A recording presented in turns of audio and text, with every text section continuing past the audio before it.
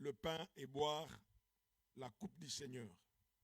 Alors l'Église, nous voulons ce matin nous approcher de la table du Seigneur, chacun de nous avec toute la liberté de s'examiner, de voir si tu penses que tu peux participer à cette table, si tu es né de nouveau, si tu as été baptisé par immersion et si tu sens dans ton cœur que tu peux participer à cette table, je te prie de là où tu es, que tu puisses te mettre debout. Et les amis avec qui nous servons la Sainte Seine peuvent s'avancer déjà. Si vous êtes là, vous estimez que vous pouvez participer à la table du Seigneur, vous êtes né de nouveau, vous êtes baptisé par immersion, si vous êtes là, vous allez vous mettre debout et nous allons manger et boire le corps et le sang de notre Seigneur Jésus-Christ.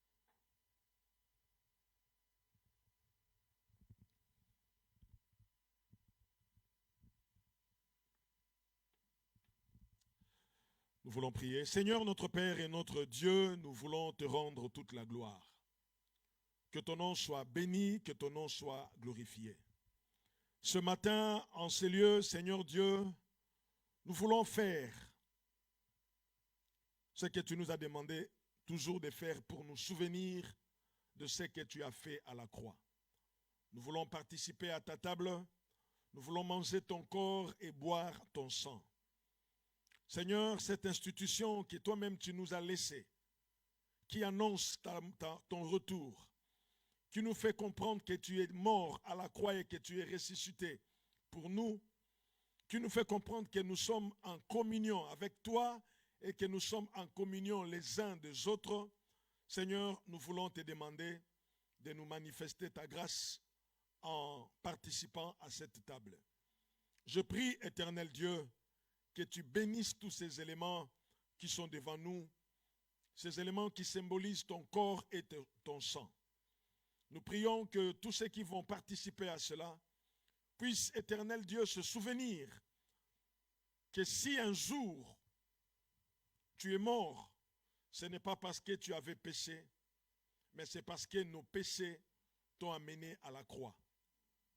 Si un jour tu es ressuscité de mort, c'est pour que nous ne continuions pas à pécher, mais pour que nous puissions employer nos corps comme des instruments de la justice de Dieu et que nous puissions marcher en nouveauté de vie. Seigneur, je prie pour tous ceux qui sont debout, qui estiment qu'ils peuvent participer à cette table. Je prie qu'en prenant ces éléments, que quelque chose de nouveau, quelque chose de divin puisse se produire dans leur vie. Je prie également pour ceux qui ne sont pas mis debout, qui, pour une raison ou une autre, ont estimé qu'ils ne peuvent pas participer à cette table. Seigneur, ma prière est que tu leur fasses grâce. Si c'est un péché qui les retient, fais de sorte qu'à la prochaine occasion, qu'ils puissent être capables de participer à ta table. Pour cela, dès à présent, donne-leur la force, éternel Dieu, de surmonter ce péché qui le maintient, qui les accable, qui le maintient au sol, qui le maintient à terre, qui les culpabilise. Fais de sorte qu'ils puissent être plus que vainqueurs. Parce que le péché n'a pas vocation à nous séparer de toi. Tu es déjà mort et nous devons vaincre le péché et marcher avec toi. Si c'est une autre raison, éternel Dieu, tu connais toutes choses. Mais ma prière, c'est qu'à la prochaine occasion, ils puissent avoir la force, ils puissent avoir les capacités de s'approcher et de s'unir à toi avec ces éléments de la Sainte Seine. Bénis ces cultes, bénis ces éléments que nous allons prendre. Étends ta main sur chacun d'entre nous pour ta gloire seule. Au nom de Jésus, nous avons ainsi prié et nous disons tous Amen.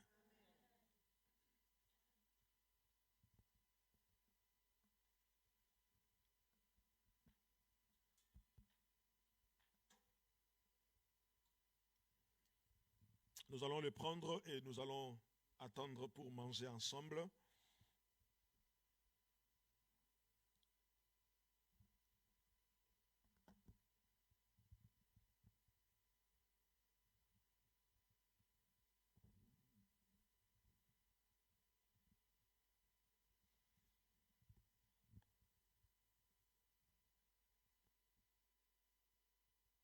C'est dans une attitude de prière que je veux vraiment que nous puissions participer à cette table.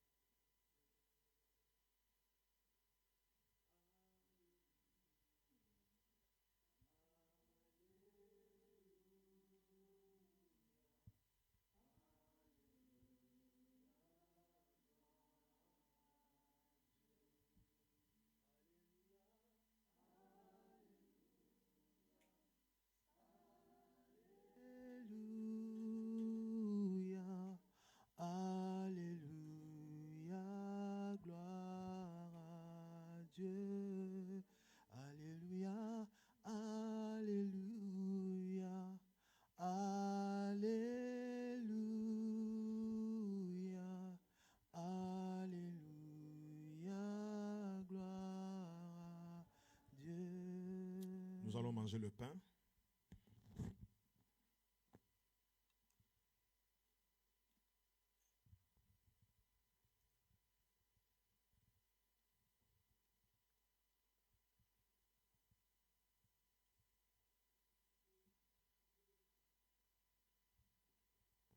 Et nous allons boire la coupe.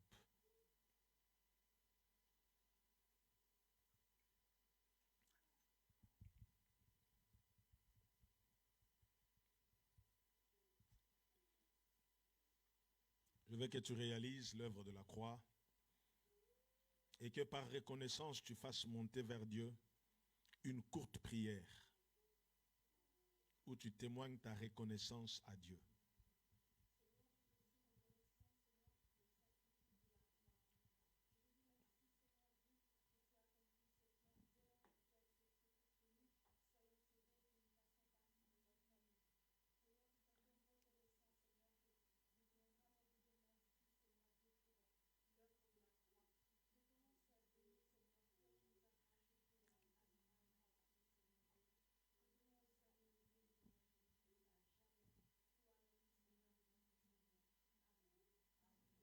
Qu'une autre personne lève la voix et bénisse le Seigneur.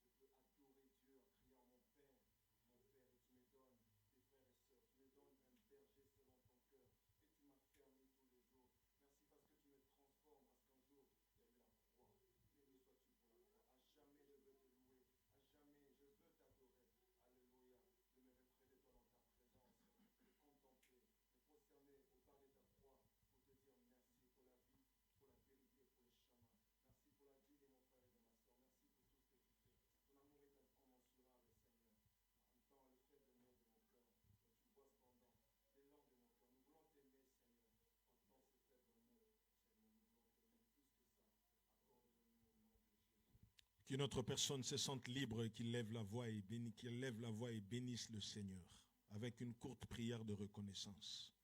Ne vous sentez pas gêné, levez votre voix et bénissez le Seigneur.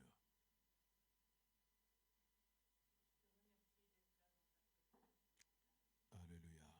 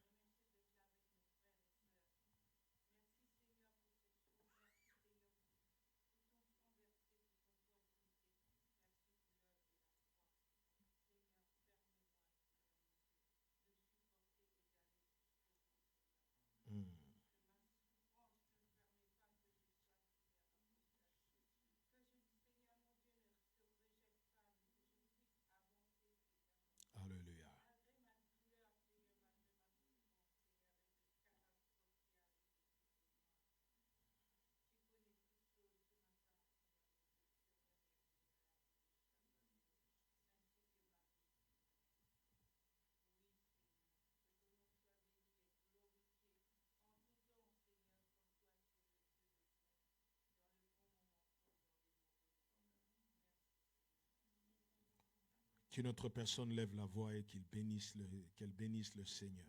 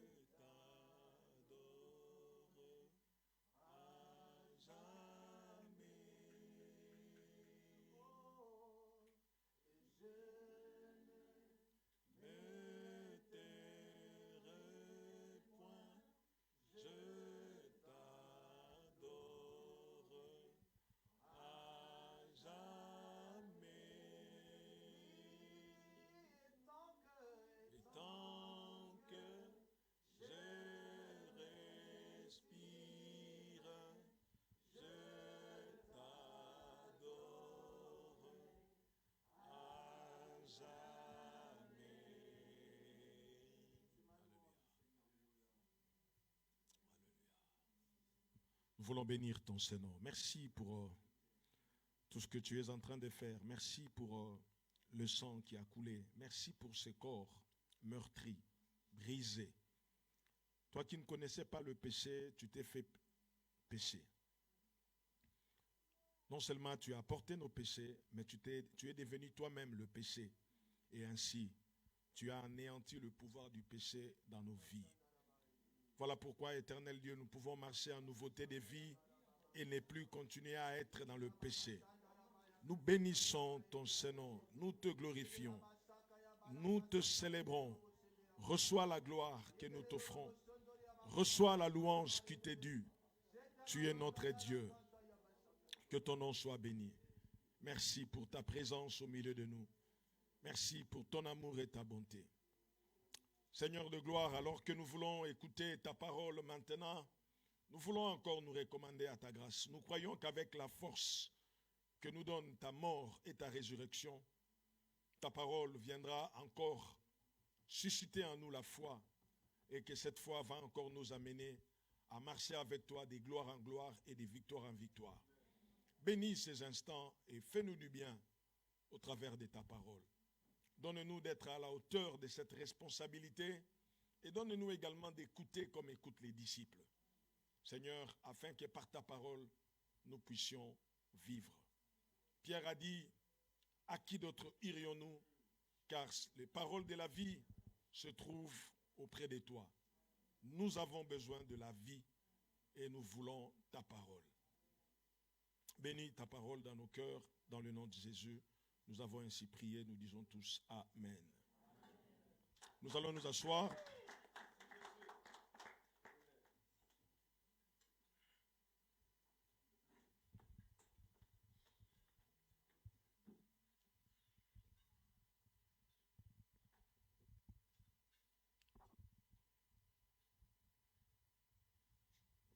Alléluia. Bien, nous bénissons le nom du Seigneur qui nous fait encore grâce d'être là aujourd'hui. Comme vous le savez, c'est notre premier dimanche du mois et tous nos premiers dimanches du mois sont des dimanches que nous appelons les dimanches des cultes d'évangélisation. Alors, nous allons prendre nos Bibles dans Matthieu chapitre 12. Matthieu chapitre 12.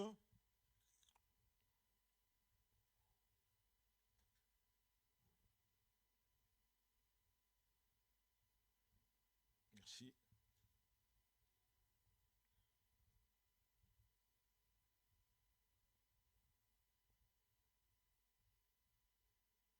Je ne sais pas si ça va passer. Hein? Bien. Prenons nos Bibles dans l'Évangile selon Matthieu chapitre 12, du 9e au 15e verset. Et le deuxième texte que nous allons lire, c'est dans Actes des Apôtres chapitre 4, le verset 30. Nous allons écouter la parole du Seigneur et après nous allons prendre le temps de prier pour ceux qui sont malades, de prier pour ceux qui ont des problèmes. Et après toute l'Église, nous allons nous mettre debout, nous allons prier le Seigneur parce qu'il y a des choses que nous voulons que le Seigneur puisse faire au milieu de nous. Matthieu chapitre 12, du 9e au 15e verset. La Bible dit, « Étant parti de là, Jésus entra dans la synagogue. Et voici, il s'y trouvait un homme qui avait la main sèche. Ils demandèrent à Jésus, est-il permis de faire une guérison le jour de sabbat? C'était afin de pouvoir l'accuser. Il leur répondit, lequel d'entre vous, s'il n'a qu'une brebis et qu'elle tombe dans une fosse le jour de sabbat, ne la saisira pour l'en retirer? Combien un homme vaut-il plus qu'une brebis? Il est donc permis de faire du bien le jour de sabbat. Alors il dit à l'homme, étends ta main. Il l'étendit et elle devint saine comme l'autre. Les pharisiens sortirent et ils se consultèrent sur le moyen de le faire périr. Mais Jésus, l'ayant su, s'éloigna de ces lieux. Une grande foule le suivit. Il guérit tous les malades. Actes chapitre 4, verset 30. Actes chapitre 4, verset 30. Je vais lire la version Bible de Semeur. Acte 4, 30. La Bible dit ceci. Étends ta main pour qu'il se produise des guérisons, des miracles et d'autres signes au nom de ton saint serviteur Jésus. Amen. Bien, ce matin, nous voulons partager la parole du Seigneur. Et si j'ai un thème à donner à ce message, je l'intitule comme suit, « Étends ta main pour qu'il étende la sienne ». Étends ta main pour qu'il étende la sienne. Donc, toi, étends ta main pour que le Seigneur, à son tour, puisse également étendre sa main. Donc, ce qui veut dire que tu donnes ta main, il donne sa main, ça se rencontre et quelque chose se produit. C'est le sujet que nous voulons partager ce matin. Et ma prière est que lorsque nous allons prier pour tous ceux qui ont des problèmes, pour tous ceux qui sont malades, pour tous ceux qui ont des soucis, que nous puissions tous ensemble expérimenter la main de Dieu. Amen. L'histoire que nous venons de lire dans l'évangile selon Matthieu, c'est une histoire qui est racontée également dans l'évangile selon Marc et dans l'évangile selon Luc. Donc Matthieu en parle, Luc en parle et Marc aussi parle de cela. Mais si vous étudiez ces trois évangiles par rapport à cette histoire, vous allez vous rendre compte que chacun est en train de donner un détail que les autres n'ont pas donné. Si vous voyez par exemple, Matthieu, lui, il précise que dans la conception de Jésus, cet homme qui était malade, il était considéré comme une brebis. Ça, c'est la précision que Matthieu précise. Et non seulement dans ce sens-là, mais Matthieu précise qu'il y avait une main qui avait des problèmes. Parce qu'à la fin, la Bible dit que la main est redevenue comme l'autre. Et ça, c'est le détail que Matthieu nous apporte.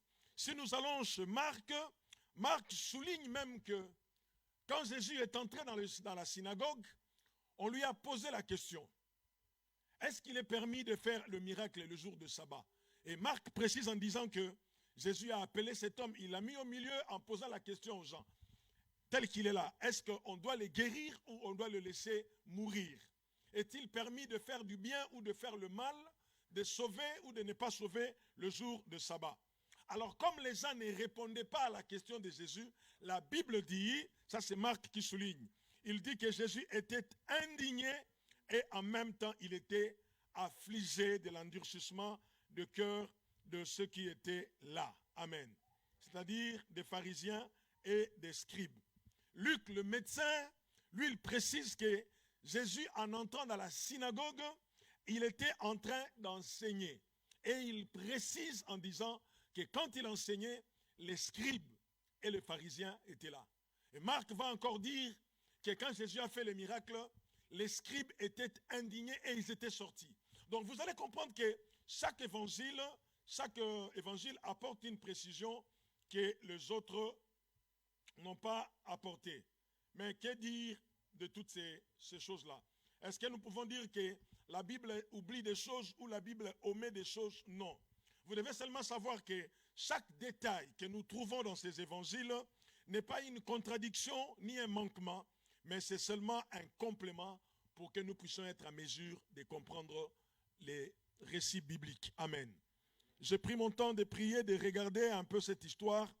Je vois qu'il y avait beaucoup de choses, il y a beaucoup de choses intéressantes à exploiter, mais compte tenu du temps, nous allons dire, ça ne sera pas une étude biblique, ça reste une prédication.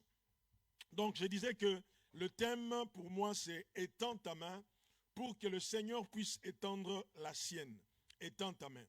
Lorsque le problème est posé, nous voyons la façon de faire de Jésus. Il a une méthode très particulière, Jésus. La Bible, Luc souligne que Jésus était venu, c'était dans ses habitudes. Alors, qu'est-ce qui s'est passé? La chose se passe dans un intervalle d'une semaine. Si vous lisez le récit précédent, on parle de Jésus et de ses apôtres qui étaient en train de se promener dans le champ de blé. C'était le jour de sabbat. Alors qu'ils sont en train de se promener, les disciples ont eu faim. Ils ont commencé à cueillir des épis et à manger.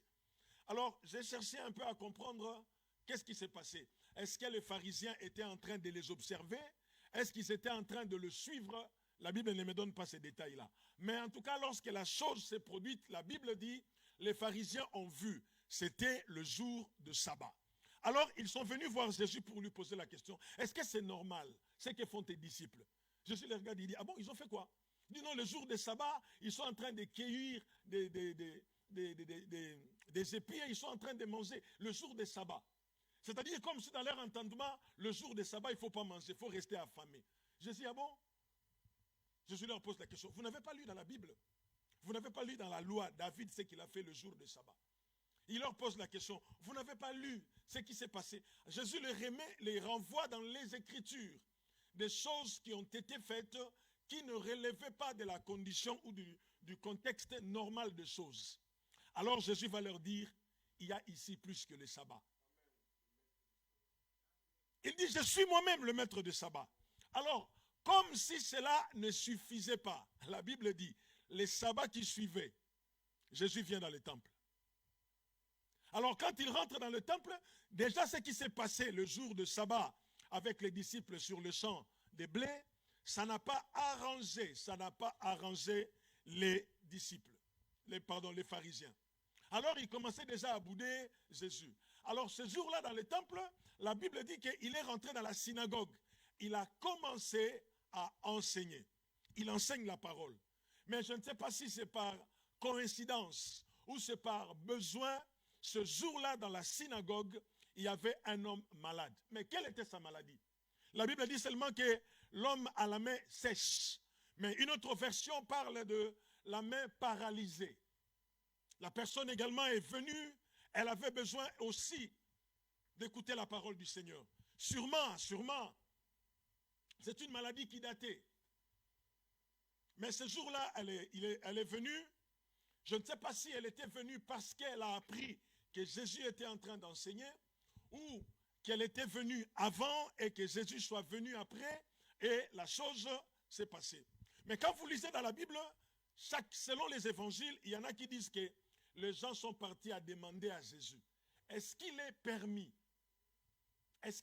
de guérir quelqu'un le jour de sabbat? Je me suis posé la question, d'où leur était venue cette idée d'aller poser la question à Jésus? Sûrement, ils ont vu l'intention de Jésus. Quand il enseignait, peut-être qu'il regardait cet homme malade. Ils se sont dit, lui, quand il commence à regarder comme ça, c'est sûr, il va faire quelque chose. Alors, il y en a un qui se permet de lui poser la question. S'il vous plaît, maître, est-ce que c'est permis? C'est permis. Alors, Jésus appelle la personne à la main paralysée. Il lui dit, mets-toi là-bas. Il dit, je vous pose également une question. Vous savez, au jour d'aujourd'hui, on a tendance que ce n'est pas forcément une tendance, mais ça devient même temps une reproche On te dira, on ne répond pas à une question par une question. Mais c'est une méthode que moi j'aime parce que ça marche bien. Et ça, les spécialistes en la matière s'appelaient Jésus. On lui pose la question, est-il permis de faire un miracle? Lui, il pose la question, est-il normal de guérir ou de laisser quelqu'un mourir? Et si vous voyez Jésus, plusieurs fois dans la Bible, quelqu'un vient lui poser la question, Maître, que dois-je faire pour avoir la vie éternelle? Lui, il lui pose la question, qu'est-ce qui est écrit dans la loi? Qui lui tue? Donc c'était la méthode de Jésus, tu poses la question, il te pose la question, et toi-même, sur la question qu'il te pose, tu trouves ta réponse. Et dans la plupart des cas, les questions qu'on posait à Jésus, c'était des questions pièges. Est-ce qu'il est permis de payer les impôts ou pas? Il dit, qui a une pièce de monnaie ici? On lui sort une pièce de monnaie. Il dit, c'est quoi le fusil qui est dessus? Il dit, c'est le fusil de César. Il dit, ben, c'est simple. À César, ce qui est à César. On lui a posé la question, faut-il payer l'impôt? Il n'a pas dit oui, il n'a pas dit non. Mais il vous dit seulement, par rapport à la monnaie que vous avez, rendez à César ce qui est à César, à Dieu ce qui est à Dieu. Et ça, c'est la méthode de Jésus. Sinon, pourquoi il n'a pas dit oui, il faut payer les impôts? À l'époque de Jésus, ils sont sous la domination des Romains. Et tout celui qui travaillait pour les Romains était mal vu. Si tu valides ce que les Romains ont mis en place, tu deviens un traître. Donc, s'il dit oui, payez les impôts, les Juifs vont dire, vous voyez, on vous a toujours dit, ce n'est pas quelqu'un qui vient de Dieu. Il dit, auprès des Juifs, je n'aurai pas de problème. S'il dit, ne payez pas les impôts, les Romains vont se lever. Alors, il par une simple déclaration, il dit, à César, ce qui est à César, à Dieu, ce qui est à Dieu.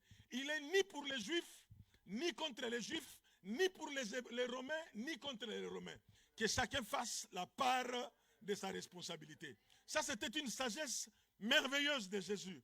Quand vous lui posez la question, il vous répond par une question. Et vous-même, vous déduisez s'il faut le faire ou non. Alors ici, il appelle l'homme à la main sèche. L'homme se lève avec un bras paralysé. Mais là où ça va nous intéresser, c'est la phrase que Jésus va dire à cet homme malade. Étends ta main. Vous ne voyez pas qu'il y a quelque chose qui ne va pas. Alléluia. Est-ce que vous ne voyez pas qu'il y a quelque chose qui ne va pas? L'homme a la main sèche. Il a la main paralysée. J'ai appelé un ami médecin ce matin quand j'étais en train de réfléchir sur ça. Il dormait d'ailleurs, je l'ai réveillé. En tout cas, docteur, merci de m'avoir écouté. Je lui ai posé la question, médecin, dis-moi, est-ce qu'il est normal, est-ce qu'il est possible qu'une main qui est paralysée puisse bouger, que ça puisse fonctionner?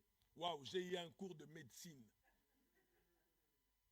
Paralysie générale, paralysie partielle, les nerfs, le moteur. J'ai dit, il ne fallait pas que je pose la question. Donc, de manière simple, il m'a fait comprendre que ça dépend des degrés de paralysie.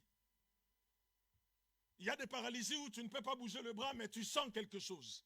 Il y a des paralysies où tu ne peux ni bouger ni sentir. Mais en tout cas, la Bible ne me donne pas le détail sur la paralysie de cet homme. Mais je me mets dans des cas extrêmes. Supposons que la main ne fonctionne pas. L'homme se lève, les pieds n'ont pas de soucis, hein? Les pieds se lèvent normal. Jésus dit, mets-toi là au milieu. Il pose la question, dites-moi, est-ce que c'est permis? Est-ce qu'on a le droit de faire le bien? Les gens ne lui répondent pas. Alors il va dire à la personne, étends ta main. Jésus, ça ne fonctionne pas. Tu me demandes d'étendre la main, mais ça ne fonctionne pas. Comment tu me demandes d'étendre la main? Parce que cette main ne fonctionne pas. Elle est paralysée. Il y a une anomalie dans la main que Jésus demande qu'on puisse étendre. Alors, sur base de cela, étends ta main, nous voulons voir 5 vérités et après, nous allons prier. Étends ta main, premièrement, c'est une épreuve de foi. Je ne dis pas preuve, mais je dis épreuve. En d'autres mots, c'est un test. Le maître veut savoir si la foi est là ou la foi n'y est pas. Bien-aimés dans le Seigneur, à chaque fois que nous allons venir dans la présence de Dieu, à chaque fois que nous allons nous appeler enfants de Dieu, vous devez en être sûr et certain, nous serons éprouvés, nous serons mis au test pour savoir si notre foi est réelle, si notre foi est vivante. Quand cet homme se met debout, sûrement il s'attendait à ce que Jésus vienne lui imposer la main. Il s'attendait peut-être à ce que Jésus lui dise, mon fils, va, ta foi t'a guéri, ta main est guérie, rentre chez toi. Ce n'est pas ce que Jésus fait.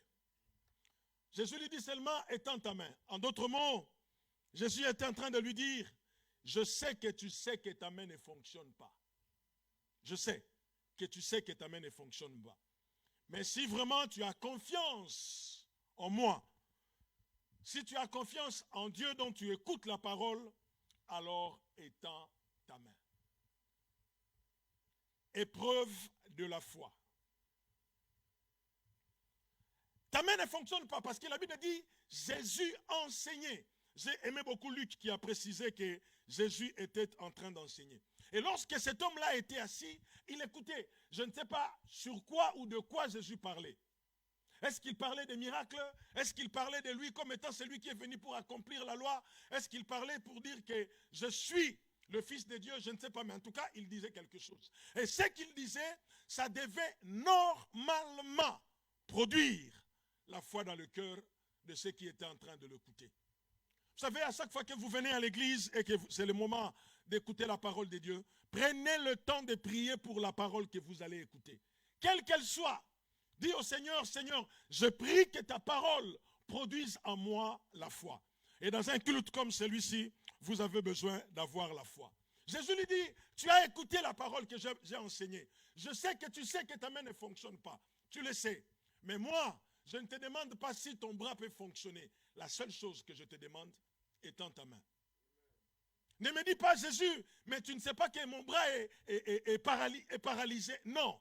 Moi, je te dis, étends ta main. Vous allez voir dans certains miracles qui se sont produits dans la Bible, par exemple dans Actes des Apôtres chapitre 3, lorsque les Jean et Jean ont vu le paralytique, la Bible dit, ils l'ont pris par la main et ils l'ont levé.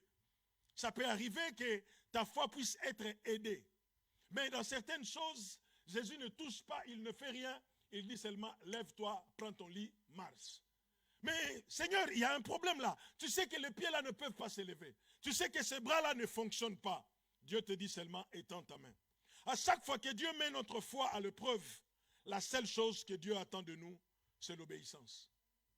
À chaque fois que nous nous attendons à un miracle de la part de Dieu, Dieu mettra notre foi en épreuve.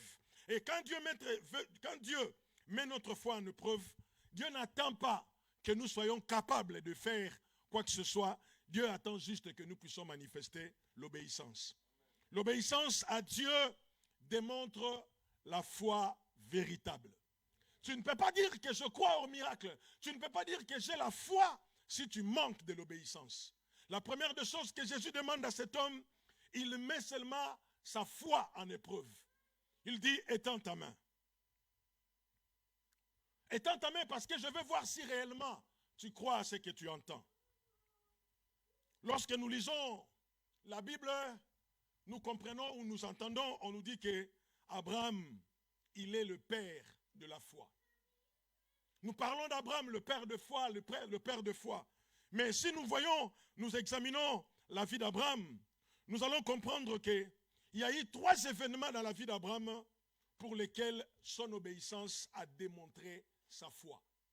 Le premier élément que nous pouvons comprendre, c'est dans Hébreux chapitre 13, le verset 8, Hébreux chapitre 11, pardon, le verset 8. La Bible dit ceci, c'est par la foi qu'Abraham, lors de sa vocation, obéit et partit pour un lieu qu'il devait recevoir en héritage et qu'il partit sans savoir où il allait. La Bible dit, c'est par la foi qu'Abraham obéit. Il obéit pour partir à un endroit inconnu, mais il a tout simplement obéi. Donc si vous avez de la foi en la parole de Dieu, lorsqu'on vous demande de faire quelque chose, la seule chose que vous devez faire pour manifester votre foi, c'est l'obéissance. Le verset 9, toujours d'Hébreux 11, en parlant toujours d'Abraham, la Bible dit, c'est par la foi qu'il vint s'établir dans la terre promise comme dans une terre étrangère, habitant sous des tentes, ainsi qu'Isaac et Jacob, les cohéritiers de la promesse. Au verset 8, il obéit, il part.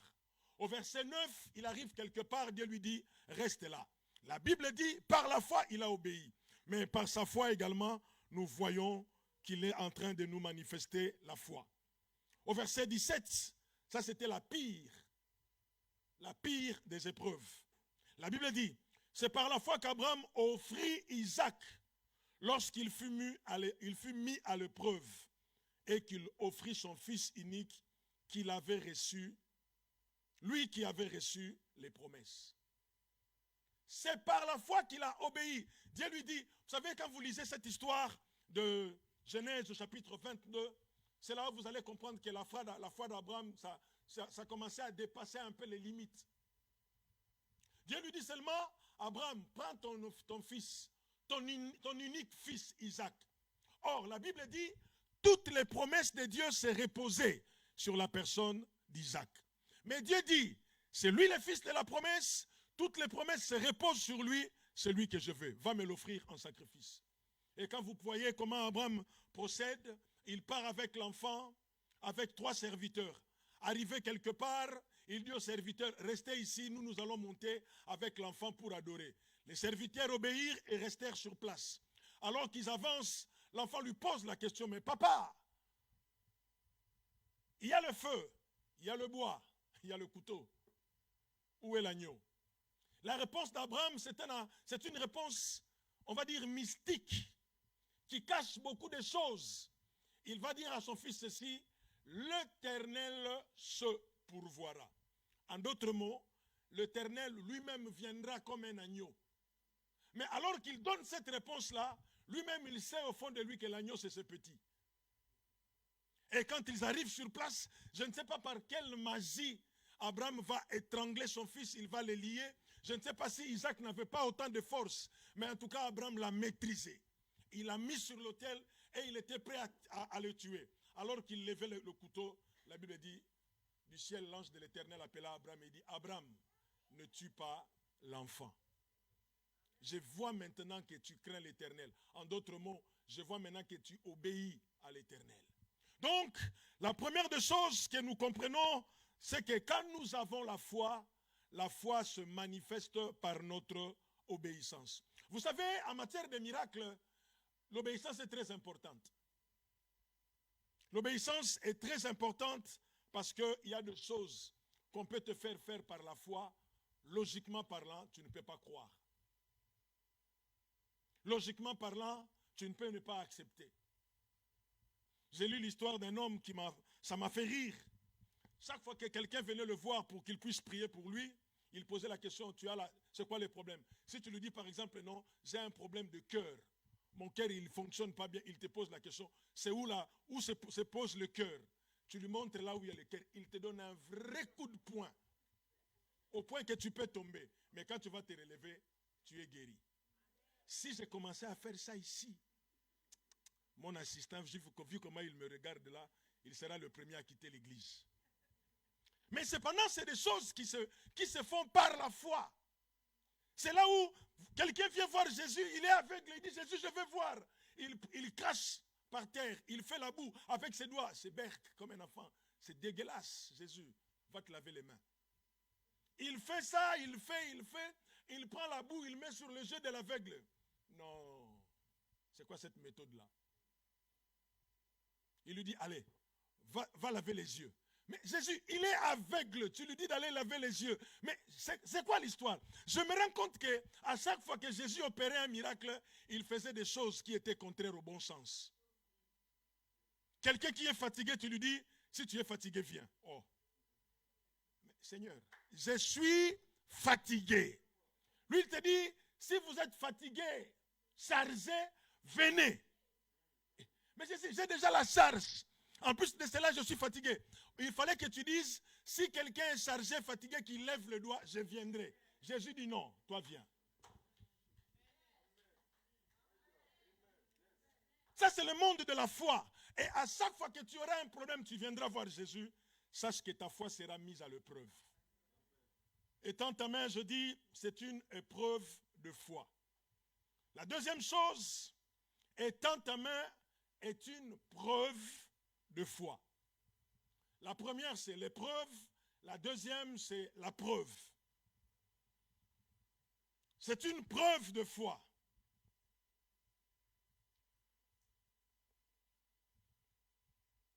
Jésus dit à cet homme, tu sais que je suis en train de te demander de faire, tu sais que ce que je suis en train de te demander n'est pas possible. Ce n'est pas logique. Mais si tu me crois, fais-moi confiance par rapport à ce que je te dis et je te demande, tu arriveras à ce que je te demande et à ce que je te dis. Jésus dit à cet homme-là, je sais, ce que je suis en train de te demander de faire, ce n'est pas logique. Je devais d'abord faire quelque chose par rapport à ton bras ou par rapport à ta main. Après, toi, tu seras amené à faire quelque chose. Mais moi, je te demande d'abord, si tu me fais confiance, fais ce que je te dis. Fais d'abord ce que je te dis et il t'arrivera ce que je suis en train de te demander de faire. Étends ta main est une preuve de foi. Ce que je te demande est difficile. Je sais. Mais si tu me fais confiance par rapport à ce que je te dis et te demande, tu seras capable de faire ce que je te demande et ce que je te dis. Qu'est-ce que je veux dire par là? Vous devez savoir une chose, Dieu ne nous demande pas de faire l'impossible. C'est lui qui fait l'impossible. Deuxième chose que vous devez savoir, c'est que Dieu ne nous demande pas de faire le miracle, parce que c'est lui qui fait le miracle. Dieu ne nous fixe pas des objectifs irréalisables, parce que c'est lui qui fait des choses irréalisables. Dieu nous demande juste de lui faire confiance. Juste ça. Pas plus, pas moins. Juste de lui faire confiance. Mais Seigneur, le bras là ne fonctionne pas. Jésus te dit, oui, je sais que ça ne fonctionne pas. Fais-moi confiance. Vous savez, le monde a une façon de faire les choses. C'est que tu viens à Jésus. Pardon, le monde il fait les choses. Tu viens, on t'apprend des choses. Tu passes par des tests et tu comprends mieux. Mais Seigneur, le Seigneur ne fonctionne pas comme ça. Le Seigneur, il fait les choses à l'envers. Tu viens d'abord, tu n'apprends encore rien. Il te soumet à un test. Après ce test, toi-même, tu comprends la suite. Normalement, il fallait que le Seigneur fasse quelque chose et qu'il dise à cet homme, étends la main. Non, il lui dit seulement, étends la main. Pourquoi? Parce que dans le monde du surnaturel, dans le monde de la foi, c'est que on croit d'abord, on voit après. On croit d'abord et on voit après. Lorsque Jésus enseigne sur la prière, il va dire ceci, tout ce que vous demanderez par la prière, ou tout ce que vous demanderez en priant, croyez que vous l'avez reçu et plus tard, vous le verrez s'accomplir. C'est ça la problématique qu'il y a entre nous les humains et Dieu. Dans le monde de réel, on voit d'abord, après on croit. On dit, waouh, je n'y croyais pas, hein? Oui. Mais le Seigneur te dit, non, non, non, non, non, non, non. Moi, je ne fonctionne pas comme ça. Crois d'abord. Tu ne vois rien, tu crois. Ça, c'est le fonctionnement de Dieu. Tu ne vois rien, tu crois. On vient à l'église, on prie pour toi, on te dit, le Seigneur t'a guéri. Mais quand tu t'examines, tu vois que la maladie est toujours là. On raconte l'histoire d'une mère qui est partie à une croisade, ça se passe au Congo. Elle est partie à une croisade d'évangélisation. La maman avait une goitre sur la gorge. Au niveau de son cou, elle avait une goitre. Alors la Bible, on raconte l'histoire de cette maman-là. Quand on a appelé les gens qui étaient malades, qui voulaient un miracle, la maman est passée devant. On a prié pour les gens. Les miracles s'est passé sur place. Mais la maman n'était pas guérie. Sa déformation n'a pas disparu. Mais quand elle rentre à la maison, elle rentre avec beaucoup de joie et elle chante des louanges de l'Éternel. Alors un de ses fils lui pose la question, maman, qu'est-ce qui fait qu'aujourd'hui tu es dans la joie comme ça? Elle va dire, j'étais parti à une croisade, on a prié pour moi, je suis guéri. Mais quand elle fait je suis guéri, la malformation est toujours là. Ses enfants ont été indignés en disant, notre maman a été manipulée. On commence à jouer avec notre maman. Parce que nous on voit ça. Et la maman, quand elle touche, elle sent que la chose est encore là. Mais elle chante des cantiques du Seigneur en disant, tu m'as guéri. Alors les enfants étaient un peu indignés. Ils se disaient, non, notre maman est devenue une aliénée. Ça devient de l'aliénation mentale. Et comme les croisades s'est passées souvent le soir, ça n'a pas tardé, ils sont partis dormir. Mais un de ses enfants lui disait, maman, ce n'est pas normal. Tu dois abandonner les histoires de l'église là. Regarde comment tu es devenu aliéné. Leur maman disait seulement, moi je crois que le Seigneur m'a guéri. Ils sont partis dormir tous. Le matin, la maman se réveille, elle prend le balai, elle commence à balayer la maison. Mais en balayant la maison, elle est en train de chanter, elle ne calcule rien. Alors l'enfant qui était indigné en allant dormir, se lève le matin, elle regarde sa maman. Quand elle regarde bien, elle voit que non, il y a un problème. La chose n'y est plus. Elle regarde maman, il va appeler son frère, il dit, c'est bizarre. Le problème de maman, je crois que c'est sérieux. Hein? Son fils, il dit non, maman, il dit non, elle n'est pas aliénée, viens voir. Le deuxième, il vient, il regarde la maman. Alors la maman ne se rend pas compte. Elle leur pose la question, pourquoi vous me regardez? C'est lui qui lui avait dit, tu es devenu aliéné. Il dit, en fait, maman, pardonne-moi. Je me rends compte que ce que tu m'avais dit hier, c'était la vérité, ça a disparu. Mais dans la réalité, le même jour, ça n'a pas disparu. Ça n'a pas disparu. Et ça, c'est le monde de la foi. Nous voyons les choses avant qu'elles n'arrivent. C'est pour cela, lorsque Hébreu définit la foi, Hébreu dit, la foi est une démonstration de choses qu'on ne voit pas. Bien aimé, si vous voulez marcher avec Dieu de cette façon-là. Croyez, même si vous ne voyez pas. Croyez même s'il n'y a pas de signe d'évidence. Parce que bien aimé dans le Seigneur, la foi, ce n'est pas de l'évidence. La foi, c'est simplement une confiance aveugle. La foi, c'est une confiance aveugle. Je me rappelle plusieurs fois quand j'ai eu à prier pour des gens dans des croisades qu'on organisait, j'avais l'habitude de demander comment tu te sens. Il y a eu des fois où on me disait, la chose est toujours là. J'ai prié plusieurs fois, la chose était toujours là. Mais lorsque j'ai compris, je ne pose plus de questions, mais je reçois seulement des résultats. En lui disant, étends ta main, Jésus sait qu'il veut seulement lui demander d'éprouver sa foi. Il y aura des choses que tu demanderas dans tes prières. Tu ne le verras peut-être pas aujourd'hui. Mais crois. Et parce que tu crois, tu le verras, ça va se réaliser. Dieu ne nous demande jamais des choses impossibles. En lui disant, étends ta main, Jésus est seulement en train de lui faire comprendre une chose. Je t'ordonne ce que je te donne. Quand je te dis étends ta main, c'est un ordre que je te donne. Mais en réalité, je t'ai déjà donné la possibilité d'étendre la main. Ah, quelqu'un ne m'a pas compris ici. Vous savez, écoutez cette histoire. La Bible parle de la pêche miraculeuse. Jésus vient voir Pierre, il dit, comment s'est passée la pêche? Pierre lui dit, nous avons travaillé toute la nuit sans rien prendre. Jésus lui dit, avancez et jetez vos filets. Seigneur, celui qui te parle, c'est un expert en pêche. J'ai de l'expertise. Aujourd'hui, on va dire, je suis un docteur, PhD en pêche. Jésus dit, ce n'est pas un problème. Mais c'est que moi, je te demande, avance et jette le filet. Pierre dit, Seigneur, toute la nuit. Jésus, toi, tu connais le bois. Moi, je connais l'eau. Moi, Pierre. Tu sais dans quelles conditions tu m'as appelé. Tu m'as appelé, j'étais en train de pêcher. Mais là, tu me dis encore, Seigneur, on a travaillé toute la nuit.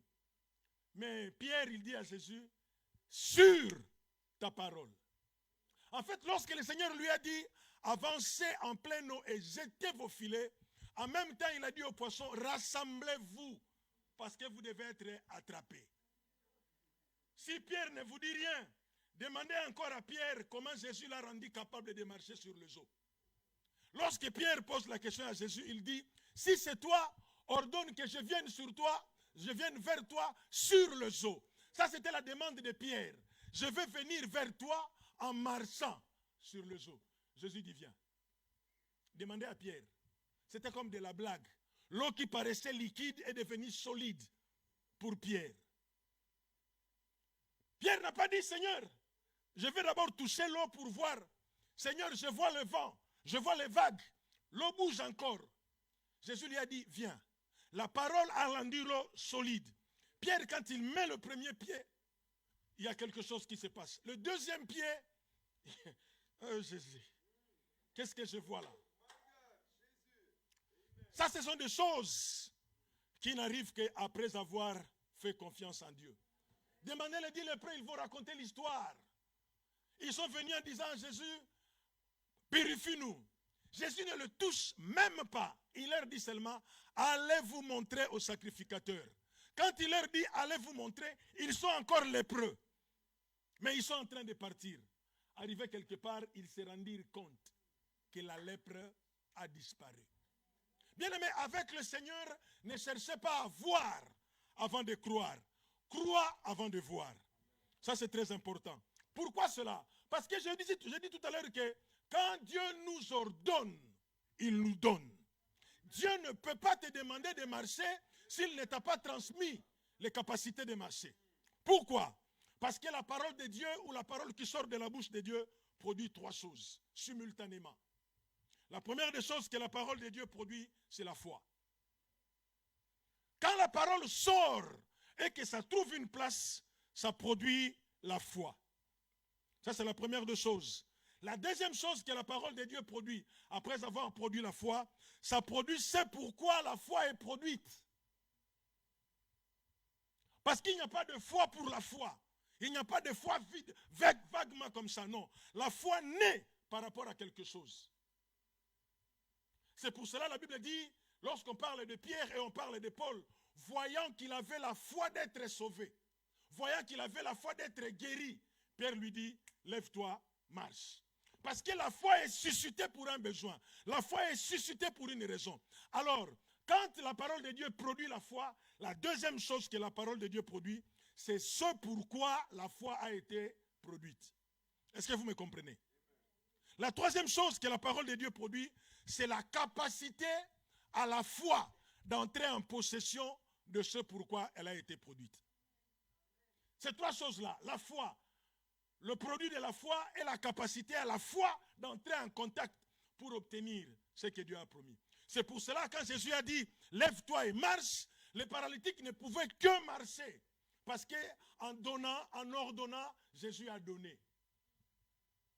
Lève-toi, étends ta main. C'est-à-dire que je sais que ta main là est sèche, mais étends-la. Jésus savait que l'homme avait reçu la capacité d'étendre la main. Quand le Seigneur te dit tu es guéri, même si tu vois, même si tu constates, même si les analyses prouvent que la maladie est toujours là, crois au Seigneur, tu es guéri parce que sa parole produit des choses. Je crois à un Dieu qui fait des miracles du tic au tac. Je crois à un Dieu qui guérit après quelques heures. Je crois à un Dieu qui guérit après quelques jours. Je crois à un Dieu qui tout simplement guérit. Ne cherchez pas à voir avant de croire. Étends seulement ta main. Troisième chose, étends ta main. Étends ta main veut dire que Dieu nous donne des ailes pour voler afin de toucher la main de Dieu qui est déjà étendue. Je reprends. Étends ta main nous donne des ailes pour voler afin de toucher la main de Dieu qui est déjà étendue. Dieu a déjà étendu sa main pour faire du bien. Dieu est déjà disposé à guérir. Dieu est déjà disposé à opérer des miracles. Et quand il te dit étends ta main, ça veut tout simplement dire ta main va croiser la sienne. Ta main croisera la sienne. Dieu est capable de faire des choses que nous ne pouvons pas expliquer. Mais dans sa façon de faire, nous sommes incapables de le saisir par notre façon de faire. Nous aimons les choses telles qu'elles sont, mais Dieu fait des choses à sa manière. Et sa manière, c'est la manière de Dieu. Les dieux ne fonctionnent pas comme les humains. Vous imaginez comment il a créé les cieux et la terre? La Bible dit la terre était informe et vide. Il y avait les ténèbres à la surface des eaux. Dieu n'a pas cherché à savoir est-ce que ça va marcher. La Bible dit, Dieu dit que la lumière soit et la lumière fut.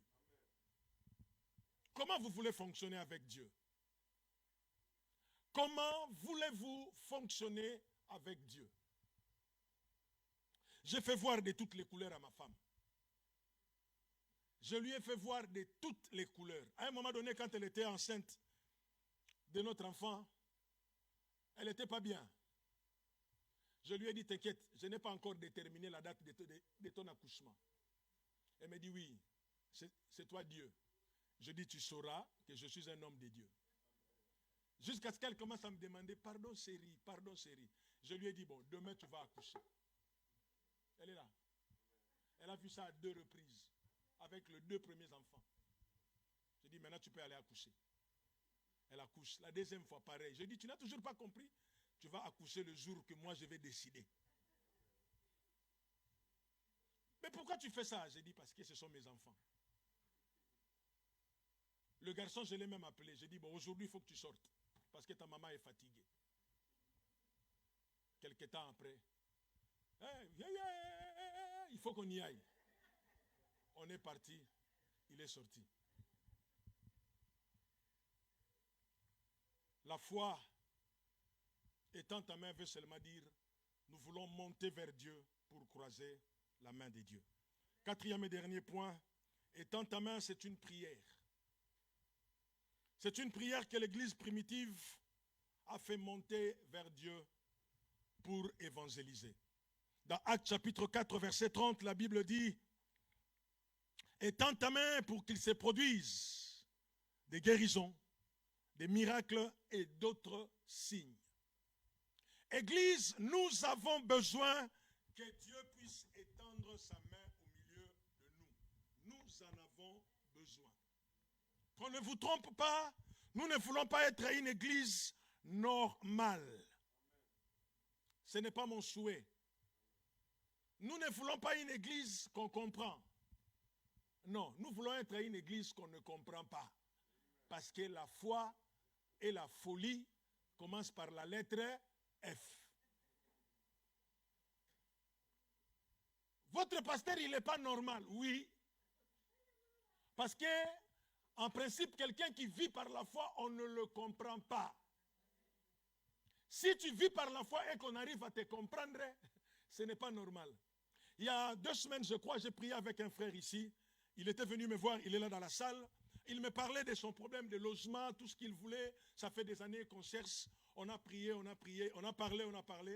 Maintenant, il fallait qu'on prie pour qu'on se sépare. J'ai dit seulement, Seigneur, que ton nom soit béni. Merci de lui donner le logement dont il a besoin. Le dimanche, quand il me croise, il dit, pasteur, comme de la blague, on dirait des aventures. On a trouvé un logement. J'ai dit, tu voulais que ça soit comment? Vous voulez qu'avoir compris que je mette un bandeau rouge, pieds nus, avec des chaussettes jaunes, un polo vert, et je fasse monter les yeux vers le ciel pour dire que non, il est en transe, ça va marcher. Non. Nous voulons seulement prier, mais que Dieu fasse l'affaire. Et c'est pour cela que je ne me définis pas comme un prédicateur normal. Je veux vivre par la foi. Je veux fonctionner par la foi. Et pour cela, Église, j'aimerais que nous puissions fonctionner ensemble comme des fous, mais qui sont organisés. Étends ta main pour qu'il se produise des choses. Ça doit être notre prière ce matin. Seigneur, nous voulons les miracles. Seigneur, nous voulons les guérisons. Seigneur, nous voulons les prodiges. Bien-aimés dans le Seigneur, Dieu le fera. Parce qu'il est question d'étendre la main. Lui, il nous a demandé, étends ta main. Nous aussi, nous voulons lui demander, toi aussi, étends ta main. Les apôtres ont compris cela. L'église primitive a maîtrisé cela. Lorsqu'ils ont été persécutés, au lieu de prier Dieu en disant, Seigneur, occupe-toi de nos ennemis. Ils ont dit, non, Seigneur. Ne les chasse pas, ne les tue pas. Parce que moi, si j'étais à la place des apôtres, j'allais dire, on va prier. On va recommander les souverains sacrificateurs, les Sanhédrins, entre les mains de Dieu. Que Dieu s'occupe d'eux. Et ils ont dit, pas question. Nous, le plus important, c'est prêcher l'évangile. Et pas d'évangile sans miracle. Pas d'évangile sans signe. Pas d'évangile sans prodige. Nous allons prier. En fait, qu'est-ce qu'il voulait dire? Quand on les a arrêtés, la Bible dit, les Sanhédrins avaient du mal à leur faire quoi que ce soit parce que l'évidence du miracle était là. L'homme guéri était là. Et puis parce que la foule croyait seulement à ces gens-là. Alors les apôtres ont dit, plus il y aura des miracles, plus il y aura des guérisons, plus il y aura des signes, les gens vont continuer à nous suivre. Et plus les gens vont continuer à nous suivre, plus les Sanhédrins auront du mal à nous saisir. Bien aimé, vous savez, quand les miracles commencent à s'opérer, même les hommes de loi ont du mal à vous imposer leur loi. Mais quand il ne se passe rien, quand il n'y a rien qui se fait, vous pouvez être victime de tout.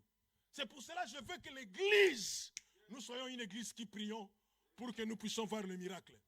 Voilà pourquoi le thème de la semaine de prière du mois de septembre, c'est seulement étends ta main. Nous voulons vivre le miracle. Nous voulons qu'il y ait des guérisons. Nous voulons qu'il y ait des prodiges. Parce que nous croyons que Dieu est capable de faire des choses. Alléluia. Étends ta main.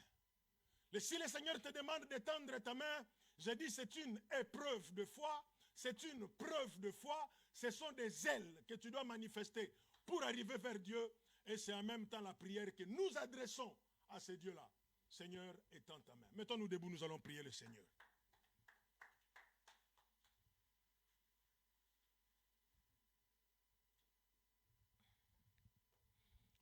Avant que nous puissions prier pour que Dieu puisse étendre sa main au milieu de nous, je vais d'abord demander s'il y a parmi nous des hommes ou des femmes qui sont malades, qu'ils s'approchent. Vous avez un problème qui nécessite l'intervention de Dieu. Vous voulez vraiment vivre un miracle. Si vous êtes là, avancez.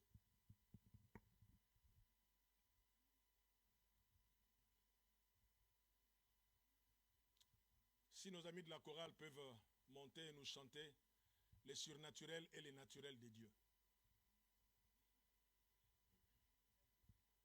Si vous êtes là, vous êtes malade, vous voulez expérimenter la guérison, vous voulez vivre le miracle de Dieu, avancez.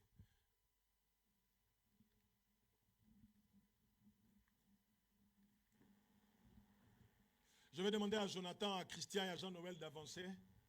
Alléluia, merci Jésus.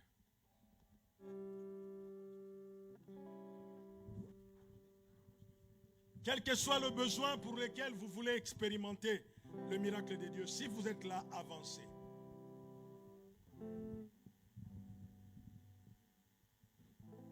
Même si le problème, ce n'est pas vous, même si vous voulez venir pour les comptes d'une personne, mais parce que c'est un problème qui vous préoccupe, si vous voulez expérimenter la main de Dieu, avancez.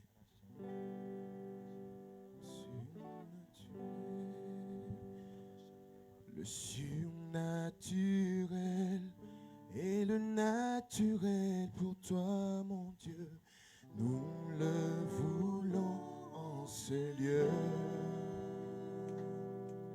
Le surnaturel et le naturel pour toi, mon Dieu, nous le voulons en ce lieu. Oui, le surnaturel et le naturel pour toi, mon Dieu, nous le voulons en ce lieu. Oui, le surnaturel et le naturel pour toi, mon Dieu, nous le voulons en ce lieu. Oui, le surnaturel